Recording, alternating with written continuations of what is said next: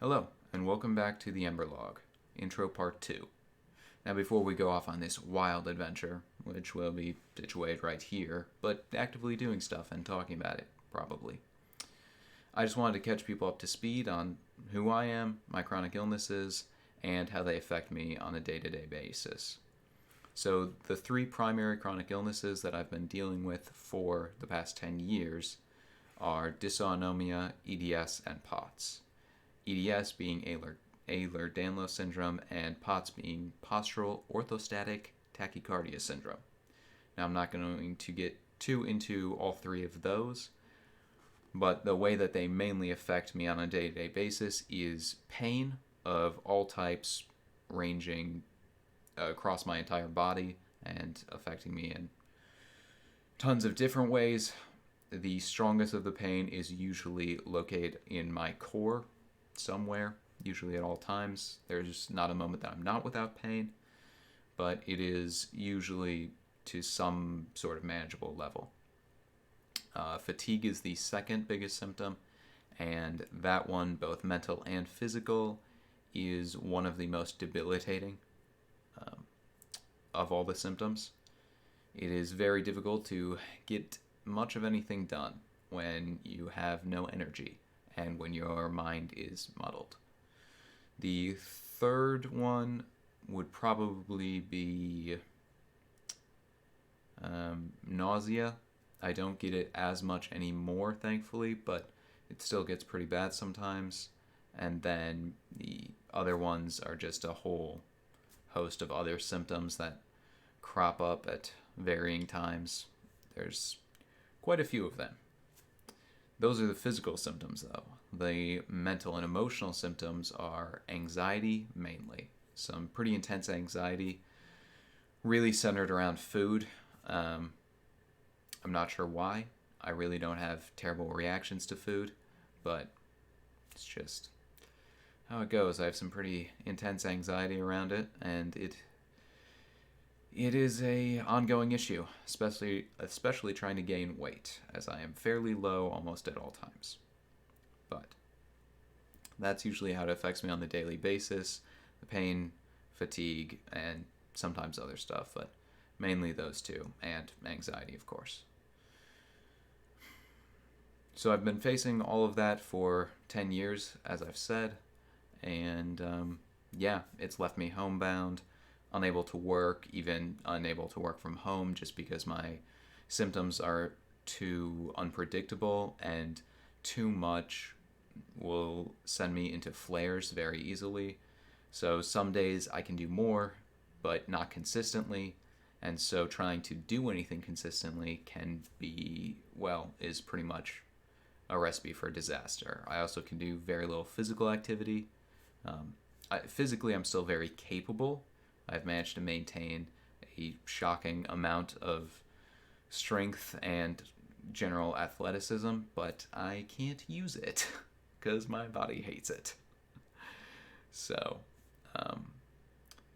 most of my time is spent watching stuff or playing video games with friends if I'm able to, but we're adults now. People have jobs and lives. So I do a lot of searching around for hobbies and interests, new things to try, new things to learn. I absolutely adore learning about pretty much every topic.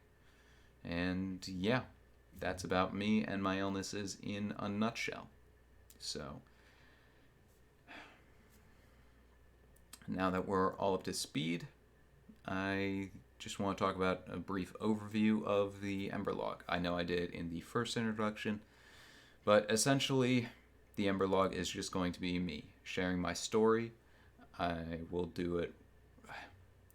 The point of it is, again, to share my story, and I don't have this, thought out super well or worded great, but throughout all 10 years of my illness, when I could do almost nothing else, and the years when I could do basically nothing, when every day was just trying to get through the day, there were a couple of years like that, and it was incredibly rough. But the one thing that I never stopped doing, because it's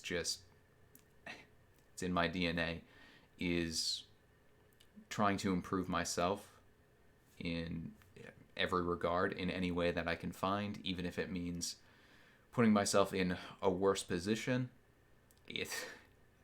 Even when I don't want to, I just keep going, trying to find ways to improve myself, to make myself better, and to hopefully one day find a future, ultimately to figure myself out. Over the years, I have figured out basically every part of me, but I have absolutely no idea how those things fit together, or how that affects my life or my future. If I even have one of those, which I honestly at this point doubt. And yet it's never stopped me from keep going. Or poor English, but there we go. So, the point of this log will basically be following that journey of me improving myself, trying to figure myself out, and trying to figure out what kind of a life can be lived when you're in this kind of position, when you're homebound and you can't work, and most days you can't do much of anything. I would love to, be able to work from home, or to be able to, do that hustle, the grind, to really make something, market myself in some way, anything that I could do from home. But with my health being so unpredictable and so many days of debilitating symptoms where I'm left really not being able to do much, even if I have the physical energy, the mental energy isn't there, the mental clarity is not there, or emotionally, anxiety and depression have just got me down to a point where I really can't function. And unfortunately, that's unavoidable. It would be great to say that, as long as you try hard enough, or as long as you,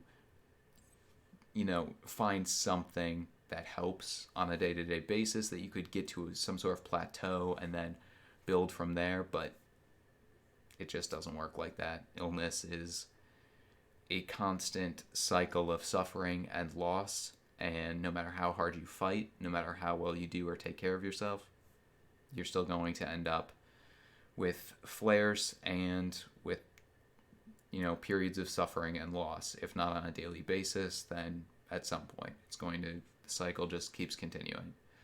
There's no way to beat it, and no cure, no solution. And unfortunately, in most cases, nothing to even fight against. Sometimes that's all I want. Just an actual, enemy. An actual thing to fight against. But it's just me. It's my own body that's, pulling me asunder, that's attacking me. And if I fight against that, all I'm doing is fighting against myself and making the whole situation worse. So I am definitely going to have a whole video on dealing with, or on trying to deal with, anger and that whole fighting mentality, because fighting is sort of your life when you're chronically ill. I mean, you have all sorts of good stuff, but it doesn't stop the suffering and loss from being there, no matter how much good is there. And it boils down to fighting each and every day, getting up and trying. And when you don't have something to fight against, when the only thing to fight against is yourself, and doing that would make everything worse, yeah, that's, there's a whole lot of anger and frustration and so many other emotions, and there's nowhere to go with them, and nothing to do with them. So, again, don't want to get into that too much. I'm going to have a whole video or series of videos on that. I could talk about that endlessly, really. But I think that is good enough for an intro part 2. I hope you enjoyed it, found it interesting, and if so, I would be super grateful if you shared it. Illness is one of the most isolating things I think that a human can experience. And connecting with people takes effort. So ultimately, what we need in our position is people reaching out to us. So if you know anybody in this sort of situation, or, you know, just in general, if you would take the time to share it, that would mean a lot to me and to everyone else out there in a similar situation to me. Thank you. And hope to see you on the next one.